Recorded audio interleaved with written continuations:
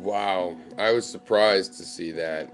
So the question was, should WikiLeaks be releasing such sensitive information? Such very sensitive information, like what information was it that was so super sensitive?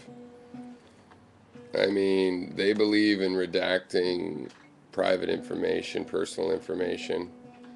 You know, they don't believe that if a government or a big business does something illegal and deadly, that the fact that that makes them look bad is reason not to release the information. Because remember, when we break laws or have certain rules of engagement or, whatever we do,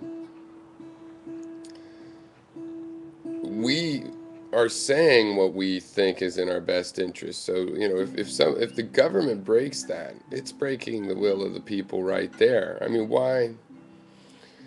It's a great work of double think to go, should such important information be leaked? Should such leading questions be asked? And it's funny too because WikiLeaks is doing the world's press corps' job for it. It's just really sad how easy a little tiny website can come up and do this and vet these documents so that none have been shown wrong. Quite the opposite. They've changed elections. They've changed all the laws of free press in Iceland because no, they don't think that Julian Assange is in this for notoriety. They saw what happened with freedom of information. Anybody that understands anything about information and not just packaging it, but the actual quality of it, could recognize that he's in it for spreading information. There's room for debate on whether information should be spread, but just in it for the notoriety. That just shows the underlying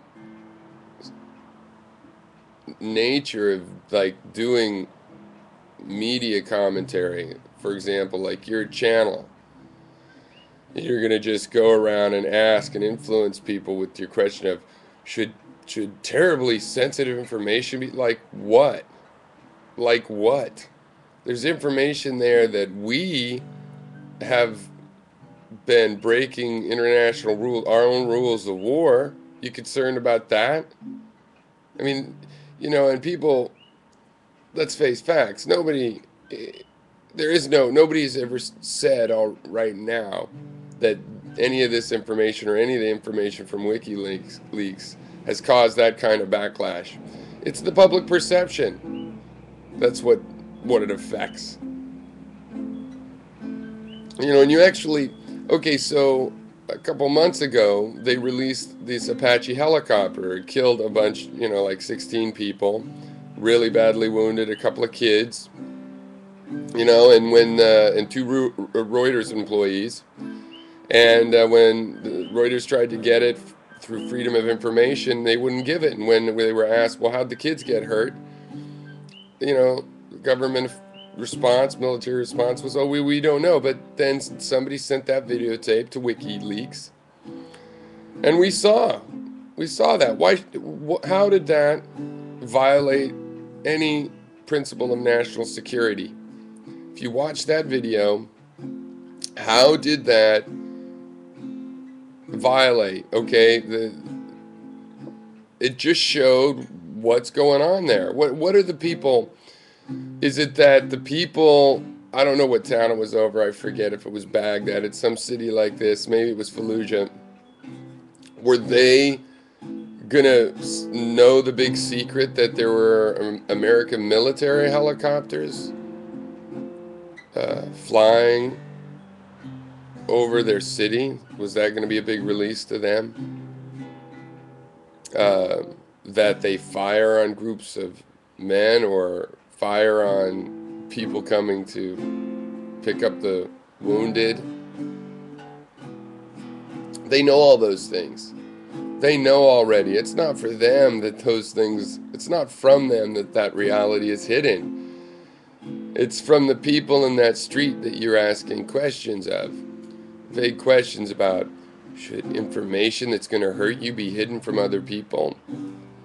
How about, should aggressive conflicts be fought, especially in the open? See, when you decide to get aggressive and kill people, that's maybe a time for the covert stuff to stop. See, being such a priority and seeing what's going on is the priority. Obviously, covert stuff might always go on. You got to some kind of sneaking in and finding, but that's different than, the Cold War spy stuff. When you're in a Cold War spy situation, yeah, you could have people in there. It's peaceful compared to warring with them.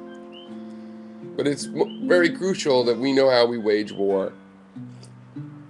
And the fact that the people of the world don't know how we wage war, we've been doing it, and we've been getting more civilized over hundreds of years, thousands of years in certain respects, and it's still just so vile that citizens can't glance their eyes on it. It's actually been thousands of years of denial on the part of the people back home.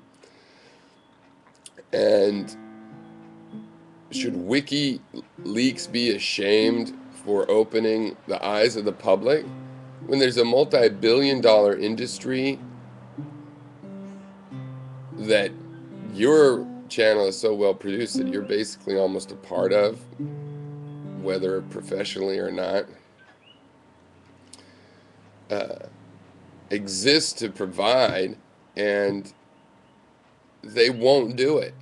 There's plenty of examples of documents held by the New York Times, and why? Oh, because they have to be well vetted. We can't be sure, and yet, they come out with, Judith Miller can write lies about Iraq, and it's not to vet. Yeah, it's to vet everything. Sure, you vet it while you hold on to it. It's because of the impact.